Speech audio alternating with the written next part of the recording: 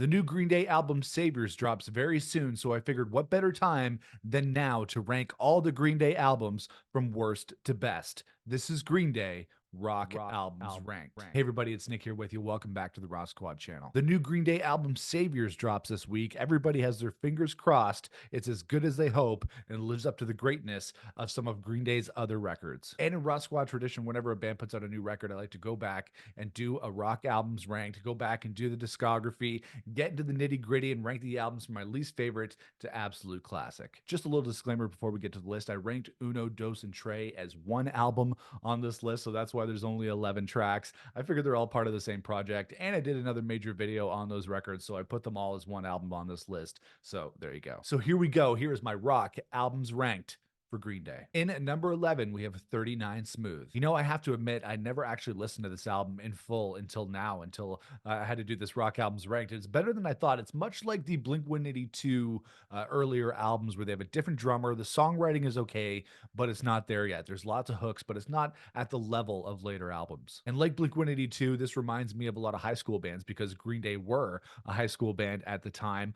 There's some missed snare hits in there that definitely threw me off. But you know what? Most people wish that their high school band sounded as good as this on a record like 39 Smooth. And this album doesn't feature Trey Cool. It actually features their original drummer, John Kiffmeyer, also known as Al Sobrante, I believe. He does an admirable job on this record. But when you have a drummer as unique and cool as Trey Cool, it's really hard to compare to that. And it does sound like Green Day, but it doesn't have the bite and attitude of their later albums. Billy Joe sounds like Billy Joe, but without that signature sneer that he has now. And as far as debut albums go, it's not bad at all. It's actually better than a lot of bands at that same point in their careers. And I was actually surprised to hear some really badass guitar solos on here, like some metal level rock and roll guitar solos. Billy Joe really didn't do that as much after they became the pop punk legends that they are now, but you know what? He knows how to rip. In at number 10 on my Green Day Rock Albums Ranked, we have Kerplunk. I know a lot of hardcore Green Day fans are going to disagree with me putting their first two records at the bottom, but that's just the way it is for me. This is really the first time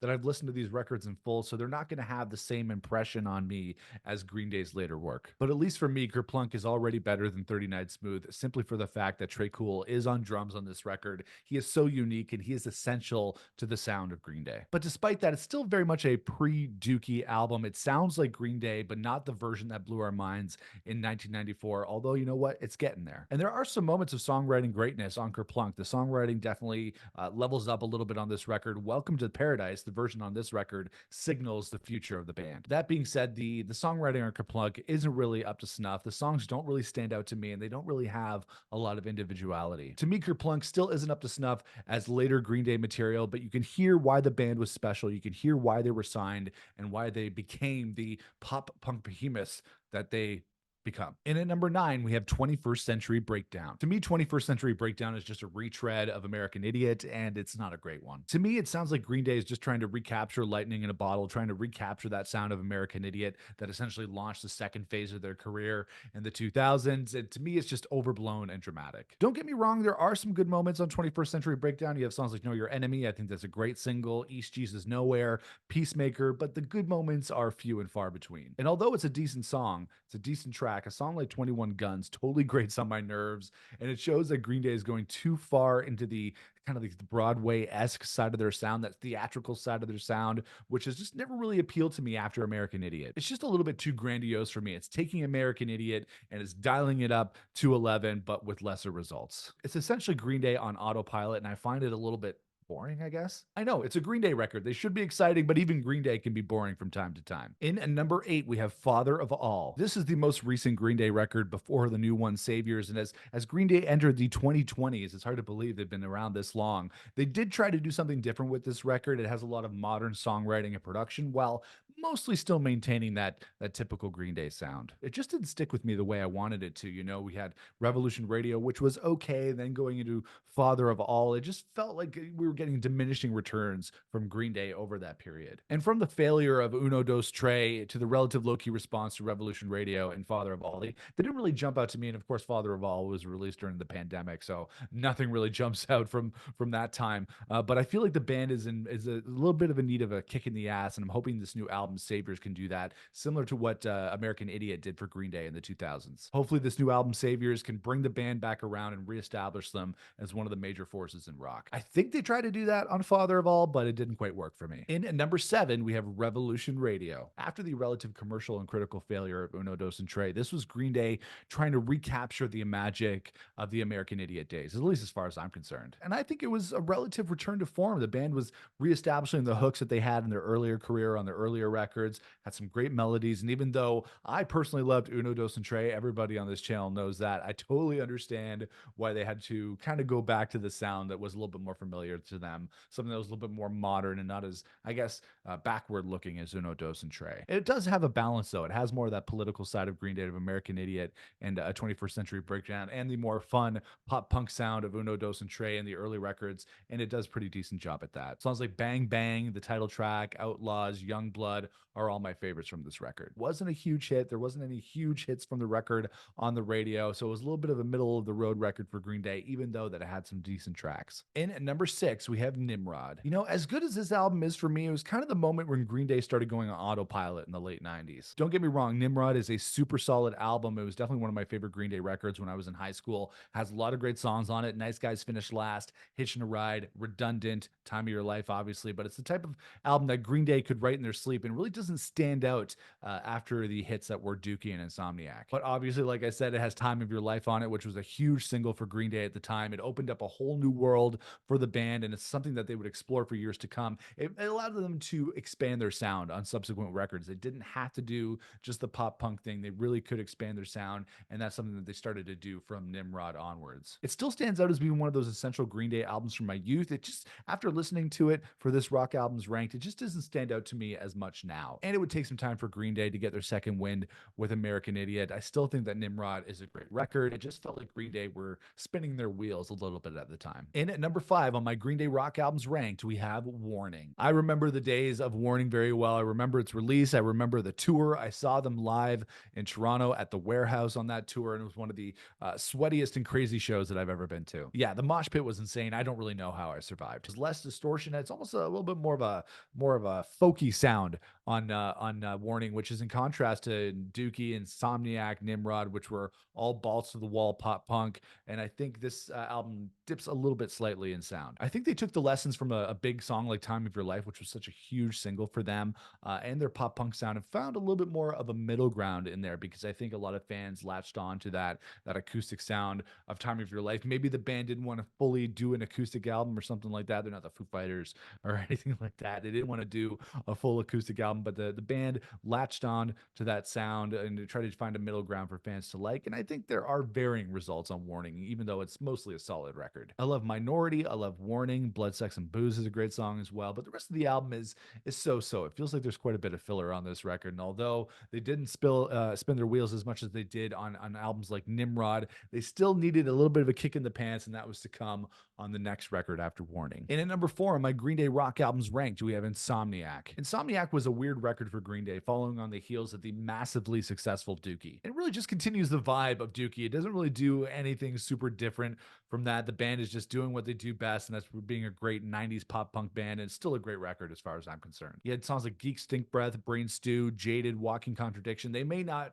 reach the heights of some of the singles from Dookie or American Idiot, but they're still some of the band's biggest hits and still get played on the radio to this day. And the band said themselves that they were more interested in the overall production and the sound of the record, and it shows as a very tight and competent Green Day record and one of their better tracks, better albums of the 90s. Is it their best? To me, it's not their best. Some might say it is, but to me, it doesn't quite reach the heights of some of the other records, even though it is very much essential mid-90s Green Day. And at number 3, we have Uno, Dos, and Tre. So the reason why I'm clumping all these 3 records on the list together, like I said earlier, is because I just made a video at the end of 2023, not too long ago, explaining 4 reasons why Uno, Dos, and Tre are Green Day's best albums. So if you want a more in-depth explanation on why I love these records, I'll link it up for you here.